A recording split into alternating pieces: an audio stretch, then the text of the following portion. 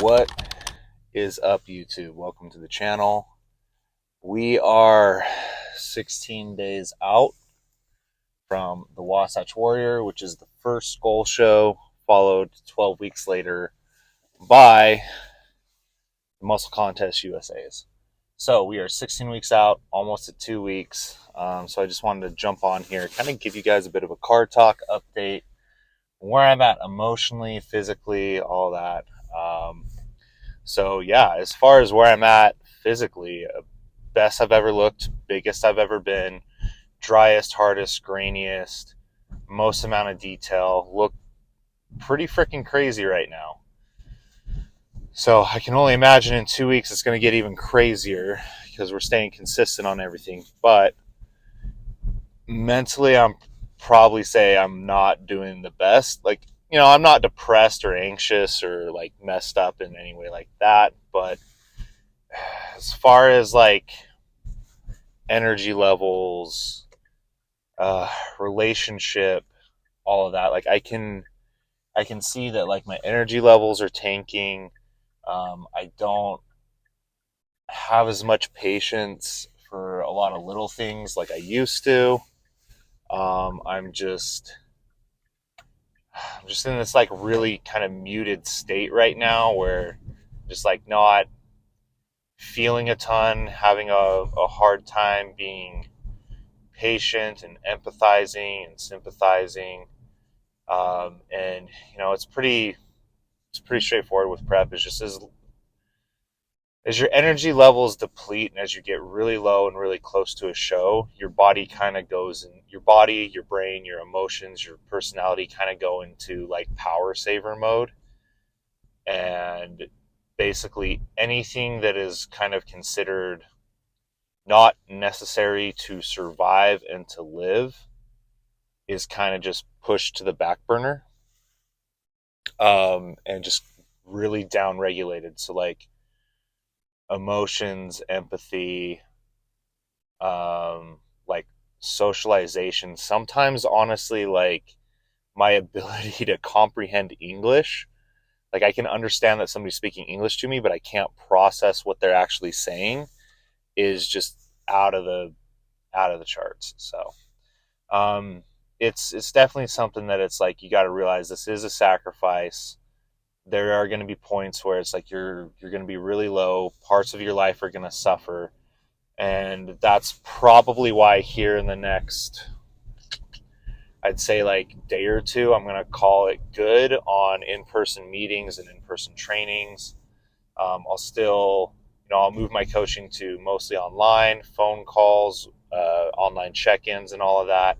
But as far as like pulling people into the gym and training with them or having them come in and train with me, it's just like I'm kind of at the point where it's like mentally I can't. And I feel like I'm robbing away from my clients because it's like, do you need a trainer or do you just need a warm body to sit next to you in the gym? Because I would assume that you need a trainer, somebody who's actively participating, teaching you things, really checking your form, all of that. Where like right now it's just like when I'm in the gym and somebody's coming in for training, I'm just kind of like looking for the closest place to like lean against or like lay down because my legs are just toast right now, with just the amount of cardio, because cardio got up by another 20 minutes. So we're doing an hour 6 times a week. Still have a rest day on that. So, Sundays are really nice because I'm able to take a full rest day, just completely come off of my legs other than, like going grocery shopping and whatnot. But yeah, I mean, last night was probably the hardest because it's like I started to feel faint towards the end of the day. It was a low day. Food was like super duper low. Still hit my hour of cardio though in the morning, and it just drained the living crap out of me. And I was suffering for sure. So that's an update there. Another update is, as far as relationship, like I can tell that it's starting to take a bit of a toll. So I'm really looking forward to getting through the show, being able to have like a cheat meal, a day off or so, kind of take a bit of a break for a week or two before kind of ramping things back up and tightening back up for USAs, but to be honest, I fully don't understand that process.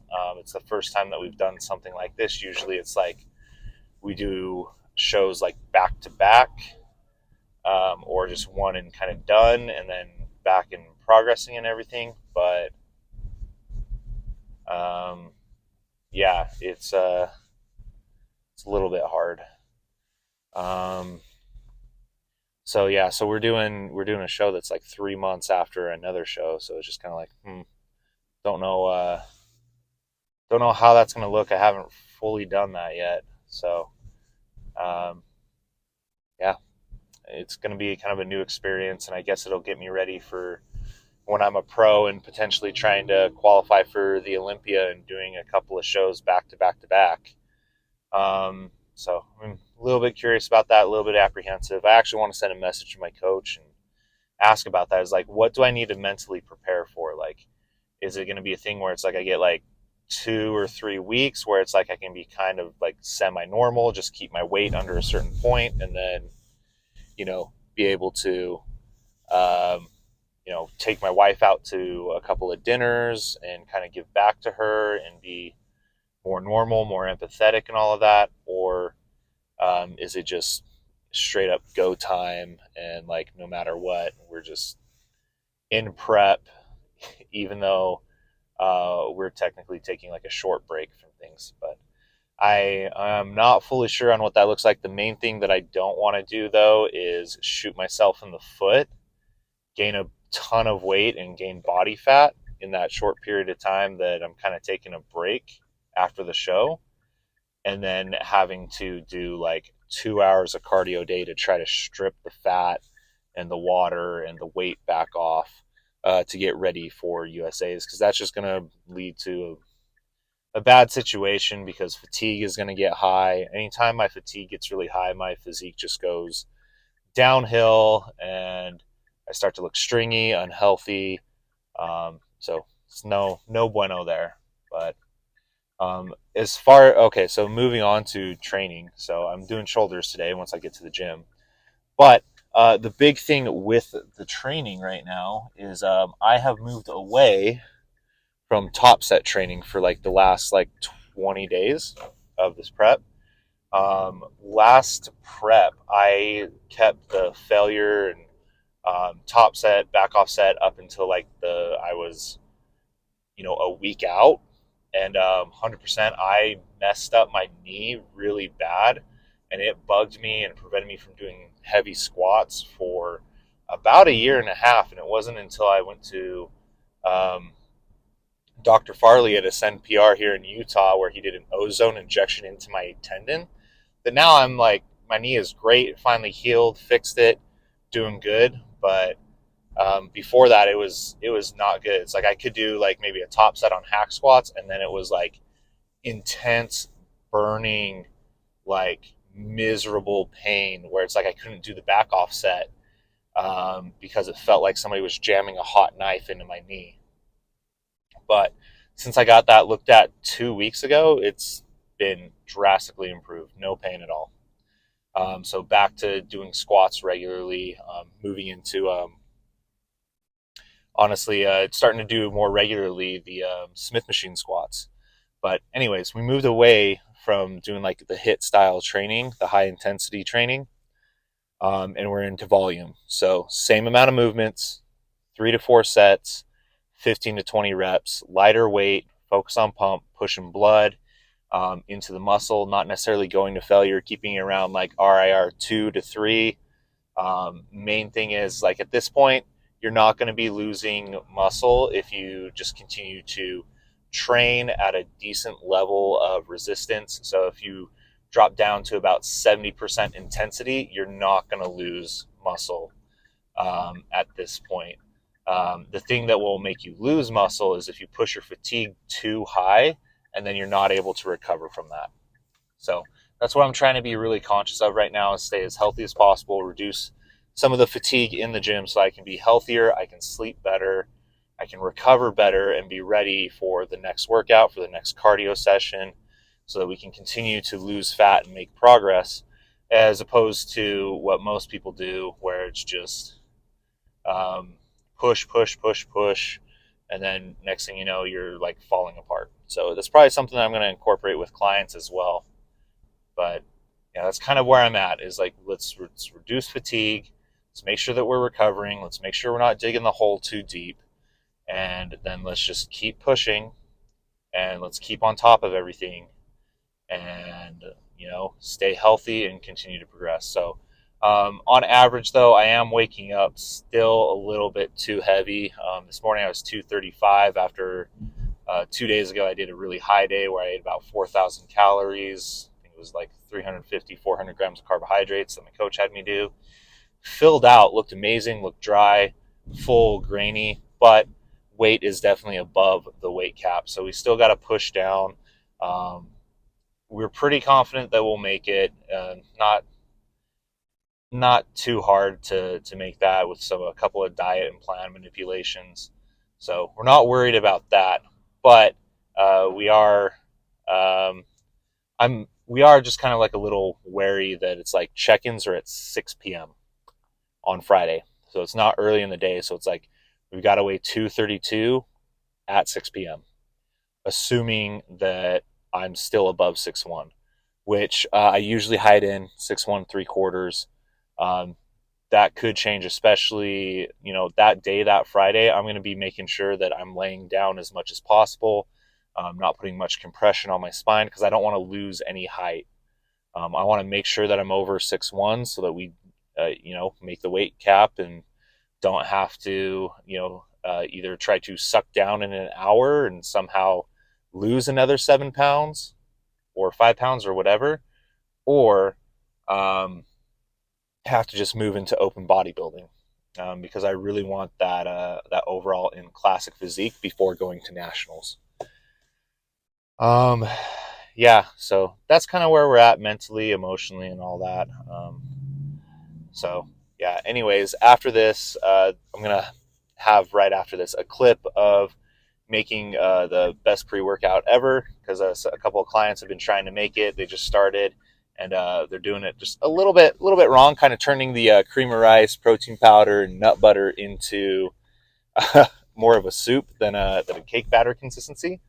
So just kind of made some instructional on there.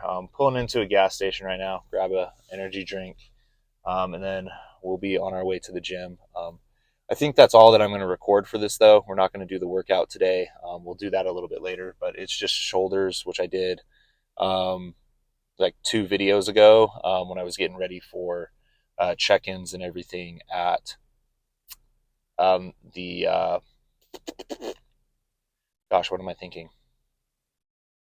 When I was doing check-ins for the show, I remember I had switched my days up. I think I did I did shoulders that morning just so that it was a shorter workout. I was able to get on with everything, and make it to check-ins and everything. So, anyways, guys, I hope you enjoy the instructional video on how to make the cream of rice and everything. And I finished the video off there. So, yeah, enjoy. What is up, guys? So I want to show you how to make the ultimate pre-workout meal, which is the cream of rice, protein powder, and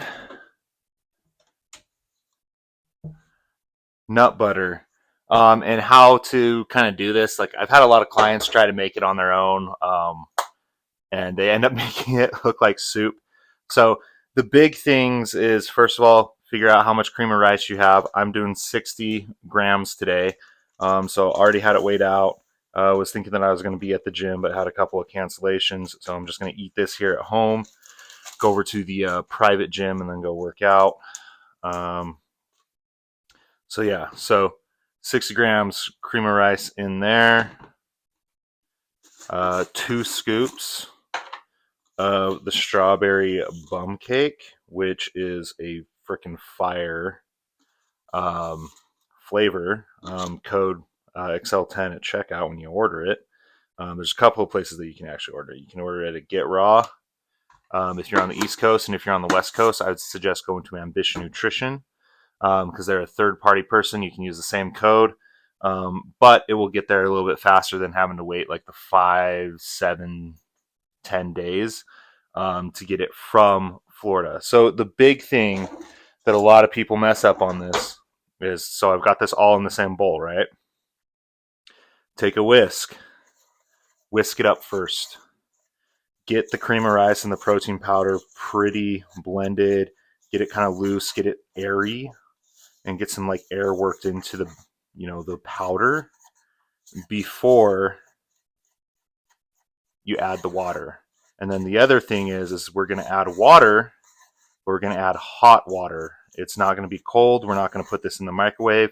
We're going to put the water in the microwave because what we use as the base is the Gerber brand baby rice cereal. The reason why we do this is because I don't have to nuke it for like 15 minutes for it to not be grainy and crunchy. Like you have to do with like that orange box crap that's total BS. That's just like, this is, freaking gross. So get it all nice and mixed up. And then what we're going to do, get a microwave safe container.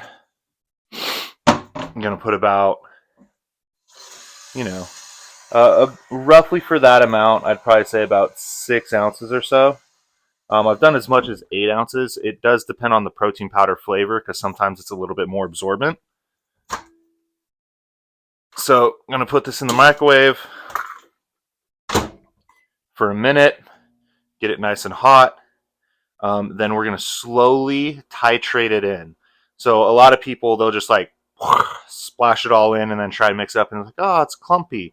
It's like, well, yeah, it's going to be clumpy if you do it like super fast. But, think about when you're doing like making a cake batter or a brownie batter. What do they say when you're adding the water? It's like, add the water, add the oil as you're mixing it. Don't just like throw it all in at one time. Then it's going to clump up. Slowly titrate it in. Slowly, add a little bit, mix it up. Add a little bit, mix it up. Add a little bit, mix it up. Get everything even and hydrated. So I'm going to wait for that, and then I'll show you kind of what I do as I'm mixing it and actually show you the bowl here. All right, guys, so got the water here. It's all nice and hot. What we're going to be doing now is just slowly mixing it in. So put a little bit in, then mix. Get as much into that as possible. It's going to be kind of clumpy at the beginning. Add a little bit more. And always make sure to kind of like go around the bowl and go around the edges here. We don't want to get it too clumpy at all. So that's why it's important to whisk and then to slowly be incorporating things in. So circle around the bowl. Get as much of it hydrated as possible. So as you can kind of see there, it's starting to kind of come together. Everything's getting moist and hydrated. See, it's a little bit thick right now, but that's okay. You want it to kind of start off thick, and then you can just add a little bit more water until it's to the desired consistency. Me personally, sorry, somebody just knocked on the door. Sorry, 1 second. All right, guys, we're back. Had to go calm the dogs down because somebody, I don't know why they do that, but every time somebody delivers something, they have to like freaking knock on the door, and then the dogs go crazy. Like I'm definitely gonna get a freaking sign to put on our doors, just like, we have dogs, do not knock. If you don't have our phone number, we are not expecting you. Do not knock. So as I've been mixing it, this is kind of the consistency that I have. That I think I'm gonna add just a smidge more water, just to give it a little bit more mix to it. But as you can see, it's not super soupy. It's about the consistency of cake batter. So got that there. And then while this is still hot, what I'm going to do is I'm going to measure out my nut butter, put it in there so it kind of melts and incorporates into it.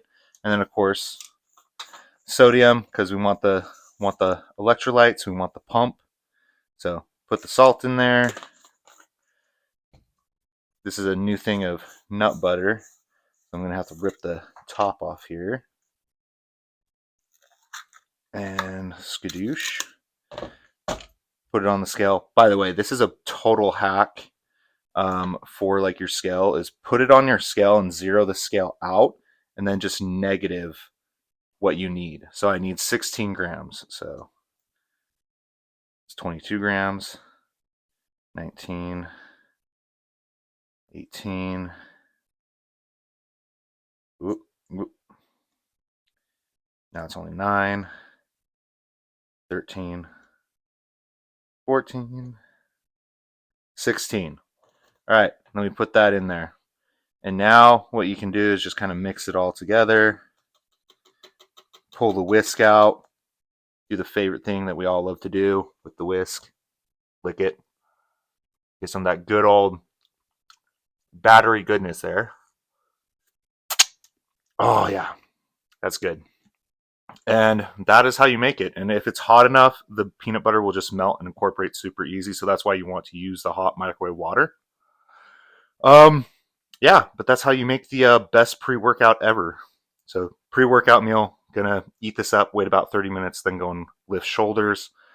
Yeah, what are we, 16 days out? And then you'll have seen it before, but I'm gonna record in the car and kind of talk about like my mentality, where I'm at, and how I'm feeling with everything in prep. So yeah, we're getting close. We're almost to exactly 2 weeks out in like 2 days. So 16 days out right now. So it's pretty fun, but I'm going to continue to lick this, incorporate that, eat it up, and jump in the car and then, record that clip that's at the beginning of this. So peace out. Bye guys. Likes, share, subscribe. Thank you for tuning in. I love you guys. I hope to see you guys in the next video, and I hope that this helps. So catch you in the next one. Peace out. Bye.